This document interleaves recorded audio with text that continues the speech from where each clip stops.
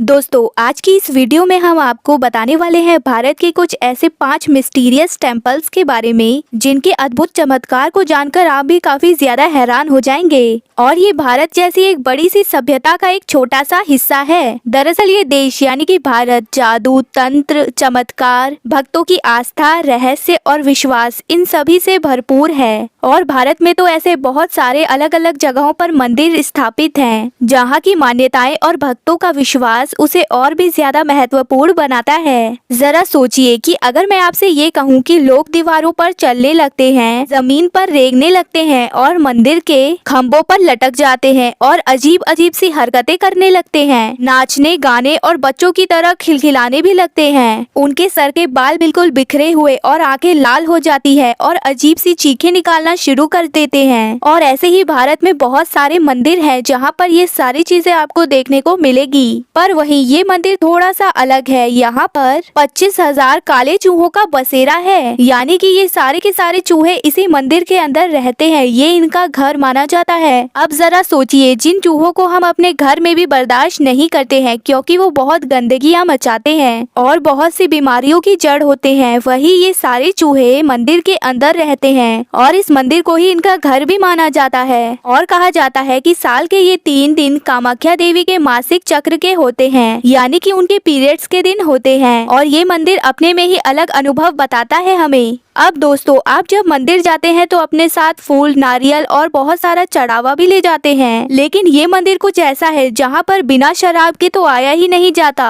यानी कि जो और मंदिर है वहाँ पर शराब तो बिल्कुल वर्जित होती है, लेकिन ये एक ऐसा मंदिर है जहाँ पर बिना शराब के यहाँ पर आना ही मना है और यहाँ पर भगवान को शराब चढ़ाई जाती है। तो दोस्तों, आज हम आपको कुछ ऐसे ही मंदिरों के बारे में बताने वाले हैं जिनकी अलग अलग मान्यताएं हैं और वही उनको काफी ज्यादा प्रसिद्ध भी बनाती है। तो इसी के साथ अगर आपको वीडियो पसंद आए तो वीडियो को लाइक और चैनल को सब्सक्राइब करें और ज्यादा से ज्यादा इसे शेयर करें ताकि हमारी भारतीय सभ्यता के बारे में बहुत सारे लोगों को जानकारी मिल सके। दरअसल दोस्तों, 2011 का साल जिस दिन केरला के पद्मनाभम स्वामी मंदिर में 5 तिजोरियों को खोला जाता है और ये 5 तिजोरियों को खोलने के बाद इनके अंदर से करोड़ों का खजाना निकलता है। सोना, हीरे, मोती, जवाहरात सारी चीजें इसके अंदर मिलती है। और तो और अपने आप में ही अचंभित करने वाली कई सारी मूर्तियां भी यहाँ पर स्थित होती हैं। और इतना ज्यादा सोना देखकर हर किसी की आंखें फटी की फटी रह गई। पर यहाँ पर सिर्फ 5 ही तिजोरियां नहीं थी, यहाँ पर एक छठी तिजोरी भी है जो अभी तक बंद है और उस दरवाजे के पीछे अभी बहुत सारे रहस्य हैं जो अभी तक बंद है और दुनिया के सामने अभी तक आए नहीं है वो राज। और इस छठी तिजोरी के दरवाजे पर 2 नाग भी बने हुए हैं और ऐसा माना जाता है कि ये दरवाजा किसी ताला या चाबी से नहीं बल्कि एक शक्तिशाली मंत्र से बंधा हुआ है और जिस दिन ये दरवाजा खुल गया उस दिन इस पूरी की पूरी दुनिया का नाश हो जाएगा। और अभी तक कोई भी नहीं जानता कि आखिर इस दरवाजे के पीछे आखिर है क्या और कितना ज्यादा खतरनाक है वो। पर इस मंदिर का रहस्य आज भी एक रहस्य ही बना हुआ है दुनिया के लिए। और तो और भारत के अंदर ऐसे न जाने हजारों मंदिर हैं जो कि कितने किस्से और कहानियों से भरपूर हैं और जिनके बारे में आप जितना ज्यादा जानने की कोशिश करेंगे उनमें आप और भी ज्यादा खो जाएंगे। और इन सारे मंदिरों से हमें बस यही पता चलता है कि हमारी भारतीय सभ्यता कितनी पुरानी है और उसमें कितने सारे राज छुपे हुए हैं। दरअसल दोस्तों, करनी माता टेम्पल मंदिर की बात करें जो कि देशनोक राजस्थान में स्थित है, तो इस रहस्य की दुनिया में सबसे ज्यादा रहस्यमयी मंदिर करनी माता मंदिर है। और राजस्थान के देशनोक में बना ये मंदिर लगभग 500 साल पुराना है और इस मंदिर से भक्तों की बहुत ज्यादा मान्यता जुड़ी है और काफी दूर दूर से अपनी मन्नतें लेकर हजारों लोग इस मंदिर पर दर्शन करने के लिए आते हैं। और जहां पर दुनिया के हर एक मंदिर को पवित्र माना जाता है और वहां पर सुबह शाम सफाई भी की जाती है। पर इस मंदिर की कुछ अलग ही खासियत है क्योंकि यहाँ पर 25,000 काले चूहों का बसेरा है इस मंदिर के अंदर।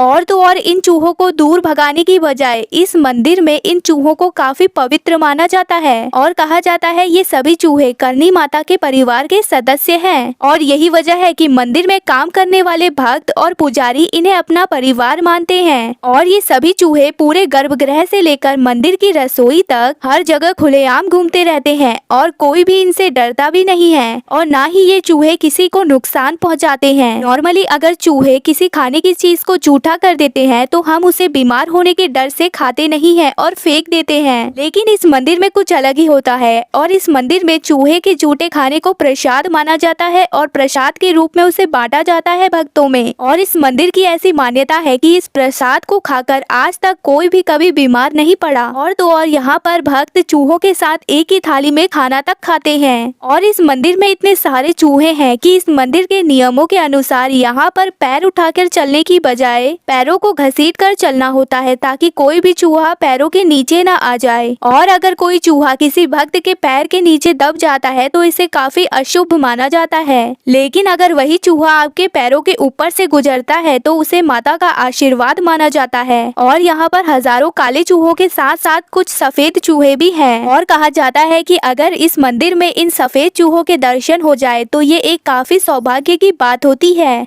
अब दोस्तों सोचिए कि एक ऐसा मंदिर जहाँ पर हजारों चूहे हैं और जहाँ पर आप कहीं भी कदम रखेंगे तो आपको बस चूहे ही नजर आएंगे, तो क्या आप ऐसी जगह पर जाना चाहेंगे दर्शन करने के लिए? पर ये एक अकेला ही चौंका देने वाला मंदिर नहीं है, ऐसे ही बहुत सारे अलग अलग मंदिर हैं जहाँ पर और भी अद्भुत चीजें होती हैं जिन्हें एक चमत्कार के रूप में माना जाता है। अब बात करते हैं कामाख्या टेम्पल की, जो कि है गुवाहाटी असम में। दरअसल दोस्तों गुवाहाटी में बसा कामाख्या देवी मंदिर ये हिंदू धर्म का बहुत ही ज्यादा प्रसिद्ध मंदिर है। ये हिंदू धर्म का एक बहुत ही महत्वपूर्ण हिस्सा है और इस मंदिर में लाखों भक्त देवी माँ के दर्शन के लिए आते हैं। और कहा जाता है कि ये मंदिर भारत के सबसे पुराने शक्तिपीठों में से एक मंदिर है। और कहा जाता है कि जब देवी सती ने अपने पिता के यज्ञ में अपमानित होकर उसी यज्ञ की अग्नि में कूदकर अपनी जान दे दी थी तो उस समय शिव जी बहुत ज्यादा दुखी हो गए थे और वो सती माता के जलते हुए शरीर को लेकर पूरे ब्रह्मांड के चक्कर लगा रहे थे। तो उस समय महादेव को उस पीड़ा से मुक्त करने के लिए विष्णु जी ने अपने सुदर्शन चक्र से देवी के शरीर के 51 टुकड़े कर दिए थे और इन्हीं में से देवी की योनि यहाँ पर आकर गिरी थी। और हर साल जून के महीने में कामाख्या देवी मंदिर के पास से बहने वाली ब्रह्मपुत्र नदी में 3 दिन तक सिर्फ लाल रंग का पानी बहता हुआ नजर आता है। और कहा जाता है कि साल के ये 3 दिन कामाख्या देवी के मासिक चक्र यानी कि पीरियड्स के दिन होते हैं और इन 3 दिनों को सेलिब्रेट करने के लिए यहाँ पर एक बड़ा मेला भी लगता है और इस मेले को यहाँ पर अमाबाजी कहते हैं। और 3 दिन बाद माता की मूर्ति को स्नान करा के पूजा करने के बाद भक्तों के लिए इस मंदिर के द्वार दर्शन करने के लिए खोल दिए जाते हैं। अब यहाँ पर कुछ लोग ये बोलते हैं कि यहाँ के पंडित पानी में लाल सिंदूर मिलाकर पानी को लाल रंग दे देते हैं और ये भी कहते हैं कि ये मासिक धर्म वाली बात गलत है। और कई साइंटिफिक थ्योरी ऐसी भी है जो हमें ये बताती है कि वहाँ की ब्रह्मपुत्र नदी की मिट्टी में आयरन भरपूर मिलता है जो कि पानी से रिएक्ट होके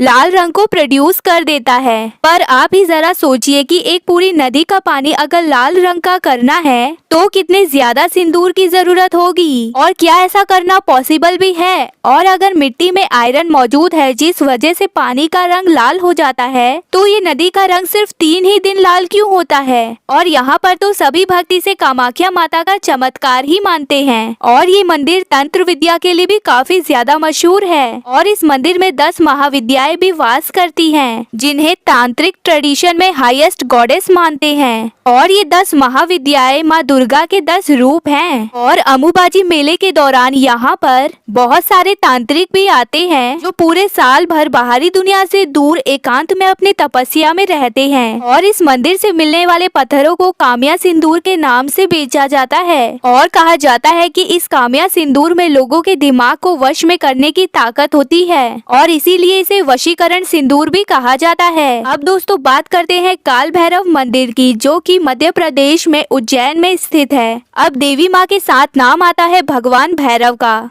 ये शिव जी के अवतार हैं और इन सभी शक्तिपीठ के रखवाले। और भैरव का मंदिर भी देवी के मंदिर के पास में ही होता है और देवी के साथ इनकी भी पूजा की जाती है। लेकिन वही उज्जैन का काल भैरव मंदिर थोड़ा सा अलग है क्योंकि यहाँ पर भगवान को फूल और नारियल नहीं बल्कि शराब चढ़ाई जाती है। यहाँ पर बाकी मंदिरों के आसपास भी शराब के ठेके नजर नहीं आते और इन्हें काफी कोसों दूर रखा जाता है मंदिरों से। और इसके बिल्कुल विपरीत इस मंदिर में शराब को प्रसाद के रूप में चढ़ाया जाता है। बाकी मंदिरों के बाहर आपको सड़क के किनारे फूल, मालाएं, फोटो ये सब मिलेंगे भगवान के, लेकिन उसी तरह इस मंदिर के बाहर आपको शराब मिलेगी, यानी कि शराब बेचते हुए लोग नजर आएंगे। और यहाँ पर मंदिर के बाहर देसी और विदेशी दोनों तरह की शराब मिलती है और फिर भक्त शराब लेकर मंदिर के पुजारी को देते हैं और फिर पुजारी इसे एक प्याले में भरकर भैरव बाबा के पास ले जाता है और वो प्याला जैसे ही भैरव बाबा के होठों तक पहुँचता है वो शराब धीरे धीरे गायब होने लगती है और ये शराब कहाँ जाती है ये आज तक कोई नहीं जानता है। और इस मंदिर में भैरव बाबा की बची हुई शराब को भक्तों में प्रसाद के रूप में बांटा जाता है और यहाँ पर भैरव बाबा को शराब चढ़ाना कोई कोइंसिडेंस नहीं है, बल्कि ये एक तांत्रिक परंपरा है और काल भैरव का तंत्र विद्या से जुड़ा होना कोई नई बात नहीं है। तांत्रिक और योगी अलग अलग सिद्धियां पाने के लिए भैरव बाबा की साधना करते हैं। पंचवकार या पंच तत्व ये 5 ऐसे सब्सटेंस होते हैं जिनका इस्तेमाल तंत्र विद्या में किया जाता है तांत्रिकों के द्वारा, जैसे कि पहला मद्य यानी कि अल्कोहल, मत्सा यानी कि मीट और तीसरा मत्स्य यानी कि मछली, चौथा मुद्रा यानी कि पाउंड ग्रेन और पांचवा मैथुन यानी कि सेक्सुअल इंटरकोर्स। माना जाता है कि पहले ये 5 सब्सटेंस यहाँ पर चढ़ाए जाते थे, लेकिन फिर समय चलते धीरे धीरे बाकी सारे 4 जो है बस एक सिंबॉलिक रिचुअल रह गए। अब बात करते हैं दत्तात्रेय टेम्पल की, जो कि मध्य प्रदेश में गंगापुर में स्थित है। भारत में ऐसे कई मंदिर हैं जो कि काले जादू और एक्सॉर्शन के लिए प्रसिद्ध हैं और उनमें से ही एक मंदिर मध्य प्रदेश में भी स्थित है जो कि बैतूल जिले के गंगापुर में स्थित है। भगवान दत्तात्रेय जिन्हें त्रिनाथ भी कहा जाता है, इन्हें ब्रह्मा विष्णु महेश का अवतार माना जाता है। वैसे तो इस मंदिर की हवाओं में भी एक अजीब सा एहसास घुला होता है, लेकिन पूर्णिमा और अमावस के दिन यहाँ पर जो कुछ भी होता है उसे देखकर हर किसी के रोंगटे खड़े हो जाते हैं। जहाँ पर एक तरफ हम मंदिरों में शांति पाने के लिए जाते हैं और हमें काफी ज्यादा शांति महसूस होती है, वहीं दूसरी तरफ ये मंदिर अमावस और पूर्णिमा के साथ काफी डरावनी चीजों और अलग अलग चीखने चिल्लाने वाली आवाजों से भर जाता है, क्योंकि इस दिन यहाँ पर हजारों ऐसे लोग जमा होते हैं जिनके ऊपर बुरी आत्मा का साया होता है। दरअसल सुबह 11:30 बजे इस मंदिर में महामंगल आरती होती है और उस आरती के दौरान ये मंदिर चीखों से गूंजने लगता है। ये लोग चीखते चिल्लाते नजर आते हैं, अपने आप को मारते पीटते हैं और अजीब अजीब हरकतें करते हैं और भगवान को चिल्लाकर कोसने लगते हैं और ऐसा कहा जाता है कि बुरी आत्माएं इनके ऊपर वश करके इनसे ये सारी चीजें करवाती है और इस दौरान ये मंदिर की दीवारों और खम्भों पर चढ़कर लटक जाते हैं और कुछ लोग जमीन पर रेंगने लगते हैं। और इस मंदिर की ये मान्यता है कि इस मंदिर में जाने के बाद और महामंगल आरती में सम्मिलित होने के बाद बुरी आत्माएं इन पोजेस्ड लोगों के शरीर को छोड़कर चली जाती है। जरा सोचिए कि कैसे लोग अपने आप को मारने पीटने लगते हैं, दीवार पर सर फोड़ने लगते हैं और मंदिरों पर चढ़ जाते हैं उनके खम्भों पर। और इन चीखते चिल्लाते लोगों की लाल आंखें और बिखरे हुए बाल देखकर और इनके चीखों को सुनकर हर किसी का दिल दहल जाता है। तो दोस्तों, इस वीडियो के माध्यम से हमने आपको कुछ ऐसे 5 मंदिरों के चमत्कारी दृश्य बताए हैं, यानी कि ऐसे चमत्कारी मान्यताएं इनकी बताई है जिनके बारे में जानकर आपको काफी ज्यादा हैरानी हुई होगी। और अगर आप भी कुछ ऐसे ही मंदिरों को जानते हैं जिनके साथ कुछ ऐसे रहस्य जुड़े हैं जो कि आपके रोंगटे खड़े कर देंगे, तो हमें कमेंट कर जरूर बताइएगा। अगर ये वीडियो आपको इंटरेस्टिंग लगी हो और आपको इससे बहुत ज्यादा नॉलेज मिली हो तो वीडियो को लाइक और चैनल को सब्सक्राइब जरूर कीजिएगा।